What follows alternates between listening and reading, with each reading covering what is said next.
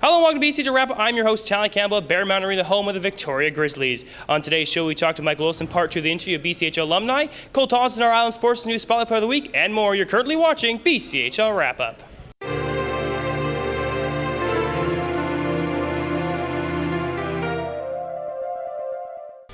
It's now time for the news in BCHL. There's no suspension this week. However, a few news clips to talk about. The Nanaimo Clippers goaltender Jason Argus has accepted an offer from Bentley University to play for the Falcons next season. Also, Ryan Rosenthal earned himself a scholarship to Northern University for next season. A congratulations goes out to Miles Fitzgerald of the Victoria Grizzlies, as on Saturday night he played in his 200th BCHL game versus Nanaimo Clippers. Miles added 1 goal and 2 assists in that game. It's now time to look for the trades in the BCHL. Your whack of trades this week. Starting off on November 27th, the Cookman Express have transferred the playing rights to Nicholas Bodwin to the Gloucester Rangers of the CCHL in exchange for future considerations. The Prince George Spruce King Talk Club transferred the siege of playing rights to Michael Avana to the Bonneville Pontiacs of the AJHL in exchange for future considerations. The Trail Smokers Hockey Club transferred the siege of playing rights to Riley Corbin to the White Cord Wolverines of the Alberta Junior Hockey League in exchange for future considerations. The Chilliwack Chiefs have transferred the playing rights to Brandon Valpe and future consideration to Trail Smoke Eaters in exchange for siege of playing rights to Cody Bardock. The Victoria Grizzlies Hockey Club acquired the playing rights to Jayden Smiser from the West Kelowna Warriors Hockey Club in exchange for future considerations. The Nanaimo Clippers Hockey Club acquired the playing rights to Tanner Kovacs from the White Cord Wolverines Hockey Club and the Alberta Junior Hockey League in exchange for future considerations. The Trail Smoke Eaters Hockey Club have transferred the siege of playing rights to Bryce Knapp to the Cornwall Colts Hockey Club of the CCHL in exchange for future considerations. The Santa Ana Silverbacks Hockey Club acquired the siege playing rights to Michael Roberts from the Trail Smoke Eaters in exchange for future considerations. And the Trail Smoke Eaters Hockey Club acquired the playing rights to Mitch Ball and Ryland Ball from the Cowichan Valley Capitals in exchange for Valak Chicken and future consideration. The Cowichan Valley Capitals acquired the playing rights to Ambrose Ferguson, 94 4th and West Kelowna Warriors in exchange for playing rights to Tacky. The Cookman Express Hockey Club transferred playing rights to Matthew Barry to the Penticton V's Club in exchange for future considerations. That's all for the news and trades in the BCHL. It's now time to take a look at part 2 of the interview with Michael Olson, a BCHL alumni. In this interview, Michael Olson talks why the NCAA route is the route to go. Now, you play a little bit in the ECHL. How was that? It was, an experience. Every kid grows up, in my opinion, wanting to be a hockey player and play for cash. And as minimal as it was a really cool experience. I got to get up in the morning. I was down at the rink at 9 o'clock for, a 10:30 practice. My responsibilities from there, from noon on, was to probably get a workout in and get ready. It was a demanding, year. You only roster 18 people. You play with 10 forwards and 6 defensemen and 2 goalies, and you play a 72-game schedule. And it's quite a demanding league because of the influx of players going up and down between, if something happens at the NHL level, it trickles down all the way down to the ECHL with guys fluctuating, going back and forth. So sometimes we even had a guy that was probably 45 years old that would come off the street, and we called him the challenger, and he was our backup goalie. So it was quite the thing, because if one of your goalies gets called up in Boise, Idaho, where do you find somebody right away to be your backup that night? So that's an entirely different racket. Probably a little bit harder to find out who your total culture of your team is with the influx of players going up and down, and everybody has that same goal, is to make it the NHL. And I had the fortunate, it was fortunate to play with a guy that I played with here, and Brandon Kushnerek. We roomed together in Tisdale. We played together here in Nanaimo, won a championship with him, and then I played with him in Idaho as well. So that was a really cool experience to play at 3 different high competitive levels with a guy that you grew up playing Bantam hockey with. It was a really cool experience. And you had an opportunity to coach with the Nanaimo Clippers. How was that for you? That was it was tremendous. It was a true honor to be an alumnus of this organization, of this team. I can walk in here and I can look up at banners that I was a part of. I think that's a really cool experience, and knowing that you were part of a true legacy. From the 2003-2004 run was something that, I don't care. Any other BCHL team that wins the league doesn't have the story that we have with what we had to go through with the replay of the game and all those type of things. So that's a really unique story, and that banner probably has a lot more nostalgia and stories behind it, just because of what that core group of young men endured and had to go through.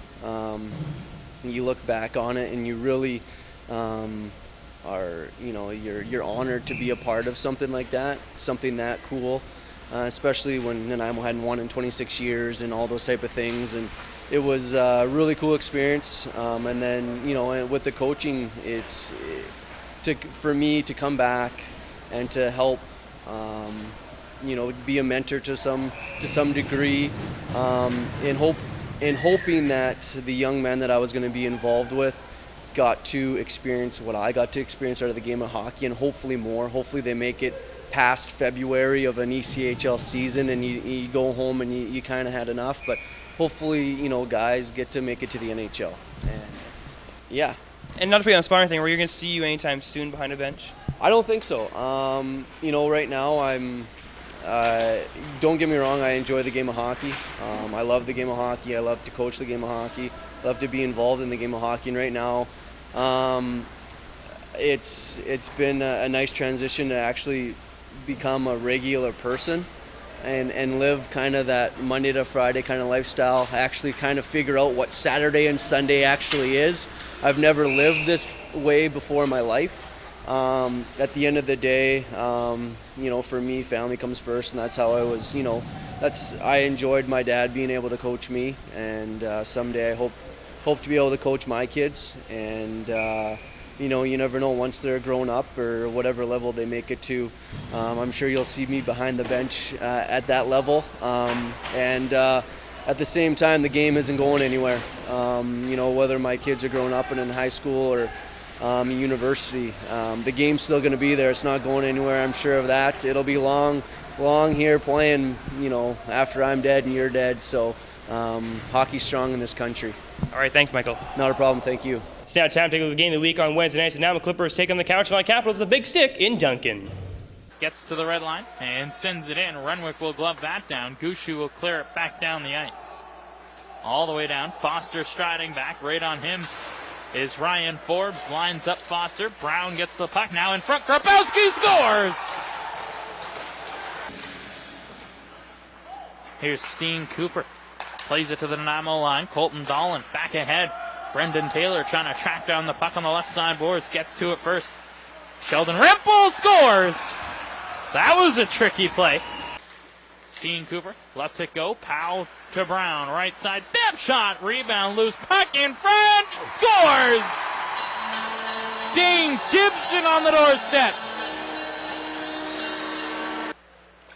Out of the right point, Hookinson. Cross the line to Pryor.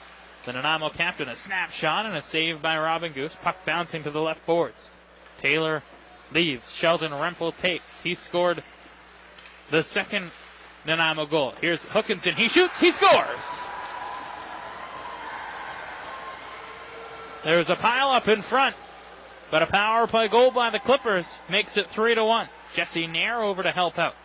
Newton picks it up onto the right wing and flipped out to center. Jarrett Brown back into the Clipper zone, and quickly back out comes Bo Brower with under 5 to go in the third. Brower drives wide left. Brower out in front. It comes to Sapitsky. He scores. A minute 35 to go. Powell gets it. Cooper a snapshot. Stop. Backhand stab blocked on the way through. Bechtel gets it. Extra attacker is Horseman. Capitals have pulled the goalie down 4-1. A minute to go in a power play. Horseman left point. Working in, drops it off. Panteras fires, he scores!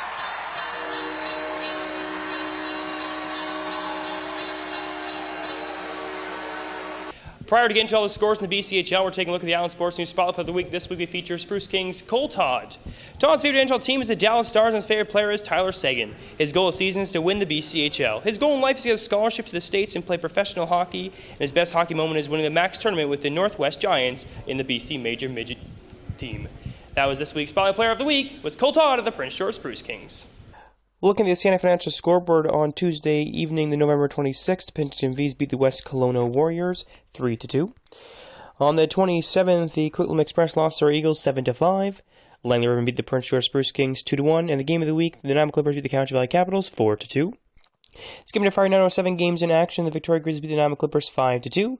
Langley beat Penticton V's 5-4. Powell beat the Chilliwack Chiefs 8-5. Cowichan shut out the Alberni Valley Bulldogs 6-0. Coquitlam beat the Surrey Eagles 9-6. Vernon shut out the Merritt Centennials 4-0. And the San Marcos Becks beat Trail Smokiers 5-3. On the last day, November 30th, Chilliwack lost Penticton V's 9-4. Seminar beat the Trail Smokiers 3-1. Langley lost West Kelowna 5-1. Coquitlam Express beat the Alberni Valley Bulldogs 5-4.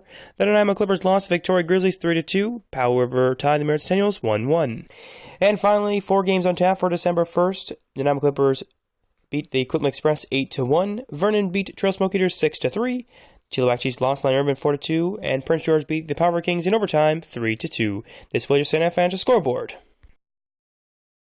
It's the final week of November, and the teams are slowly getting their mustache finally get going after 4 weeks. Take a look at week number 4 and pictures of Movember.